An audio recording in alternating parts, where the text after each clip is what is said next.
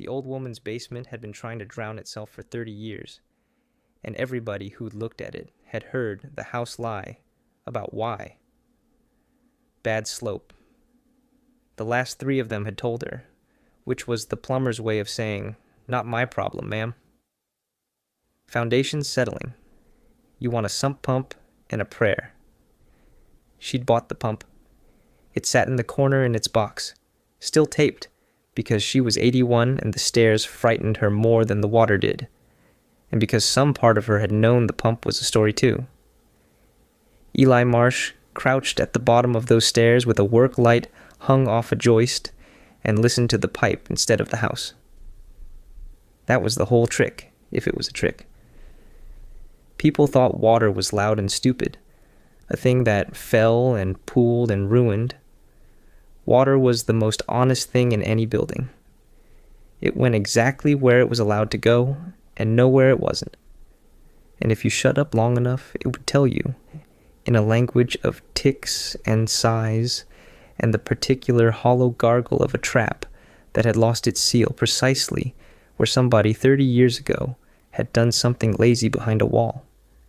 He put 2 fingers flat against the cast iron stack, the way another man might take a pulse, and felt the cold come off it, and under the cold a faint, irregular knock, like a second heartbeat half a beat behind the first. "There you are," he said quietly to the pipe. Not bad slope, not the foundation. Somewhere above him, a previous owner had tied a downspout into the sanitary line. Illegal, since before the old woman was born, but people did it.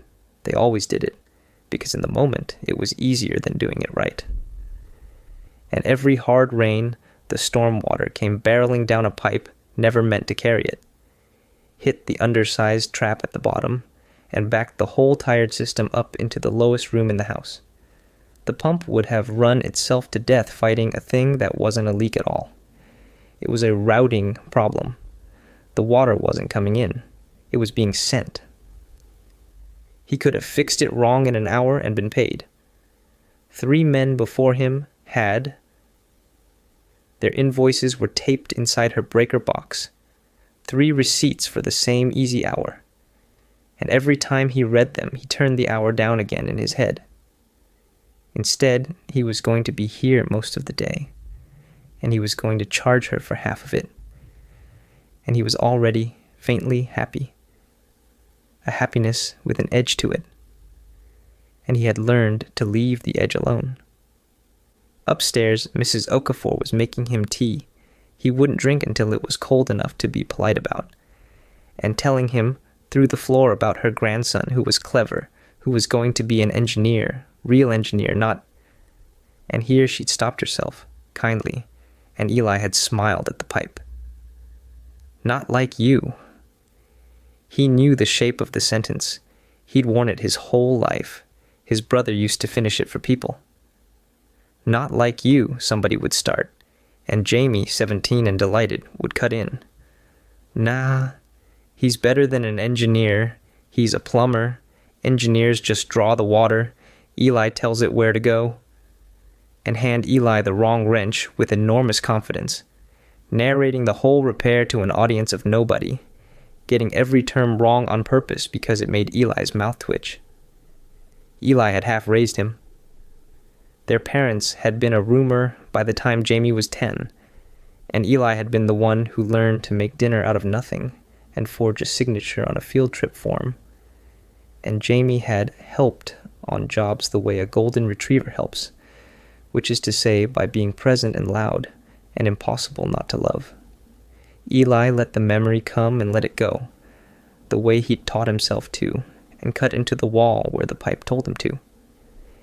He found the illegal tie exactly where he'd known it would be, a rusted Y choked green, and he laughed out loud in the dark, alone at the world admitting he'd been right about it. He didn't mind the basements. That was the thing people never believed, and the thing he never bothered to correct.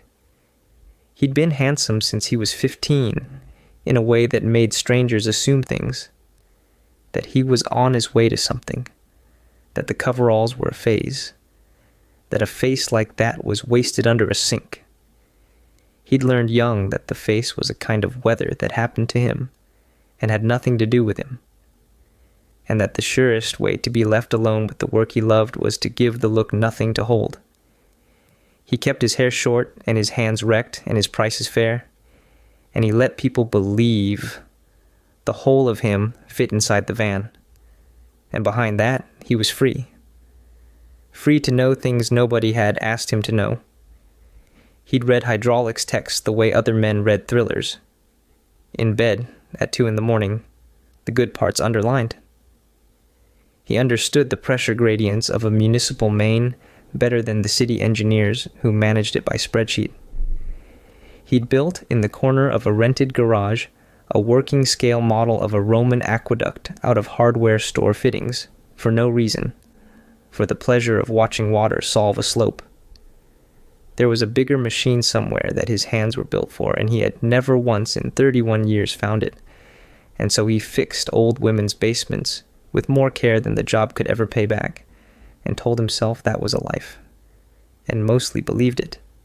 He was rerouting the downspout to daylight, sending the storm water back out into the world where it belonged, giving the tired sanitary line back the only job it had ever agreed to do. When his phone lit against the concrete, he almost didn't look.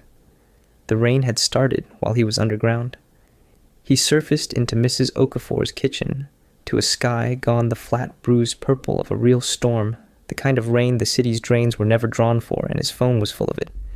3 missed calls from a number he half knew, and a text in the all caps of a man typing while running. Eli, parkade on water, going under. Pumps failed.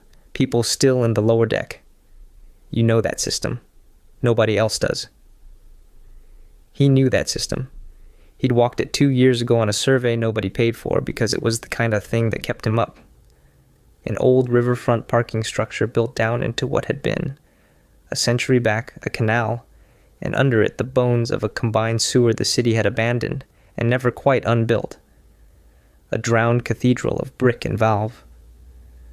When the river came up and the storm came down at once, the parkade's lower deck sat below the waterline, with only a set of failing pumps and a single manual sluice gate. 100-year-old iron wheel in a chamber nobody living remembered how to reach, standing between 40 parked cars and the whole weight of the river, deciding to remember where it used to run. He was already moving. He heard himself thanking Mrs. Okafor, heard himself say he'd be back tomorrow. No charge for today, and part of him, the small cold part he left alone, noted that tomorrow was a promise he had no way to test, the way you note a fitting you're about to pressurize on faith.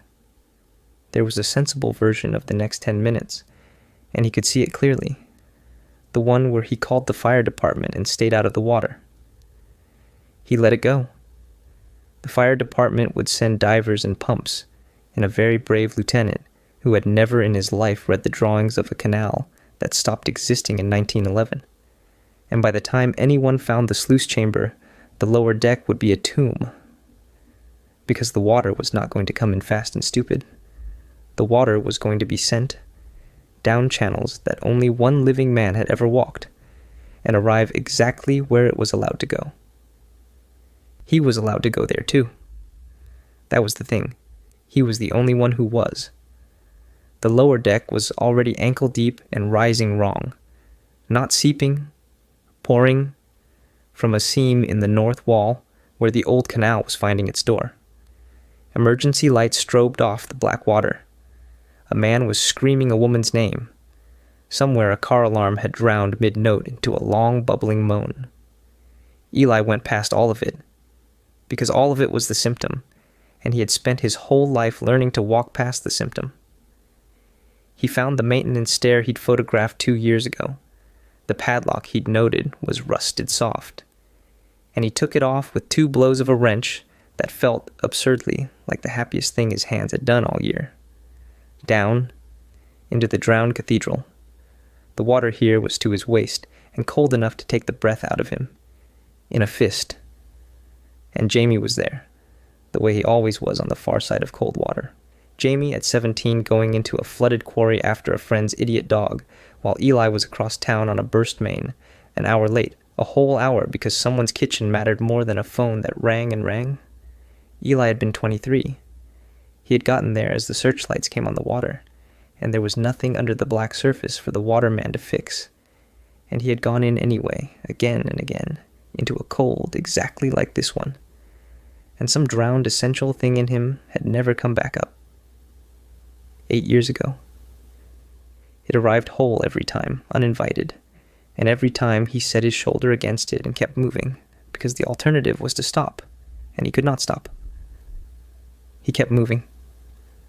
The sluice wheel was where the drawings said. Of course it was. Drawings didn't lie, only houses lied, and only because people made them. The wheel was a century of rust, and it did not want to turn, and he set his shoulder into it and thought, with the part of him that never stopped measuring. Seized at the gate. Back pressure building on the canal side. If I crack it too fast, the differential slams the whole works, and I lose it. And he did not crack it too fast. He bled it. A quarter turn. A held breath while the iron shuddered, and the tone of the water changed, that hollow gargle he'd have known in his sleep, the sound of a system being given permission. Another quarter turn. The river, which had found the wrong door, was being shown a righter one, down and away into the deep old channel built for exactly this, and forgotten by everyone who'd built the parkade on its grave. Above him, through the grating, he heard the water in the lower deck stop rising. He heard it stop. He would take that with him. There were 3 of them still trapped at the far end, a man and a woman and a boy of maybe 9, who had climbed onto the roof of a stalled sedan, and the falling water gave them back their footing.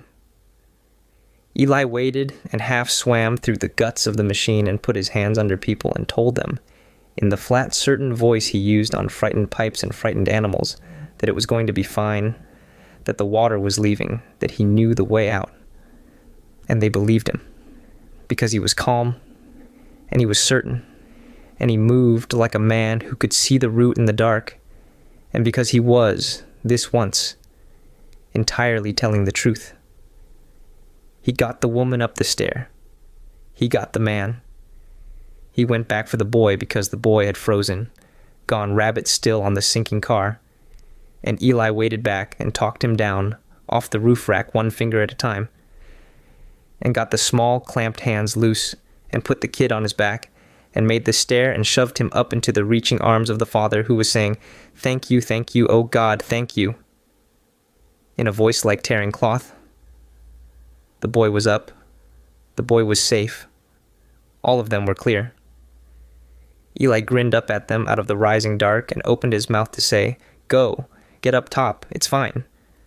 And behind him, in the drowned cathedral, 100 years of brick that had been holding back a canal decided all at once that it was tired. He felt it before he heard it. A change in the pressure against his back, a great soft punch of displaced water, the particular pull of a system losing its grip on itself. The seam in the north wall was widening. The gate he'd bled open was going to lose the fight. And if it went fully, the whole channel would let go and take the fix with it. And every honest thing he'd shown the water in the last 5 minutes would come undone. And the river would win the room after all. He had time. This was the truth. He had time. The father's hand was right there, reaching down for him. 2 seconds and a pull, and he was a man who'd saved 3 strangers and walked out of a flooded parkade into the rest of his life. Nobody would die if he climbed out now. Everyone was clear. It was only the machine. Only the fix. Only the city giving the water the wrong door again, in a hole no one would ever see. But Eli Marsh had never in his life been able to leave a system half-turned. And somewhere under the calm, there was a thing that had decided, long before tonight, in a cold exactly like this one, that of all the parts in any machine he was the one that could most be spent. His hands were already reaching back for the wheel. his stupid, loyal hands, to give the water one more honest door, one more quarter turn, to hold the thing together with the only component he had ever been willing to burn. The wall let go, and the water took him. It did not hurt. That surprised him, distantly, the way the world, confirming a number, always did. It closed over him and turned him, and he lost the wheel and lost the light, and lost up, and it was cold, and it was total. And it was, he realized, with something like embarrassed laughter, the first time in his whole overbuilt, unspent life that all of him was being used at once. Every ounce of the largeness he'd carried around like a tool with no machine, spent in a single black instant on the only thing it had ever seemed to be for. He thought, so this is what I was for. So this was the price. So this closes it. The fracture that had run through the middle of him since a night at a quarry, the hairline he'd pressurized around for 8 years. He felt it in the cold. Go quiet. Felt it close. And he mistook the quiet for an ending, because he had spent his whole life believing that a thing this broken could only ever be paid for all at once, in full, in one final turning of a wheel. The last thing Eli Marsh felt in the world he was born to was not fear, and was not even grief. It was completion. Counterfeit and total and warm. The river carried him down into the old forgotten channel it had been trying to remember all along, the way water carries everything honestly exactly where it is allowed to go, and let him out somewhere else.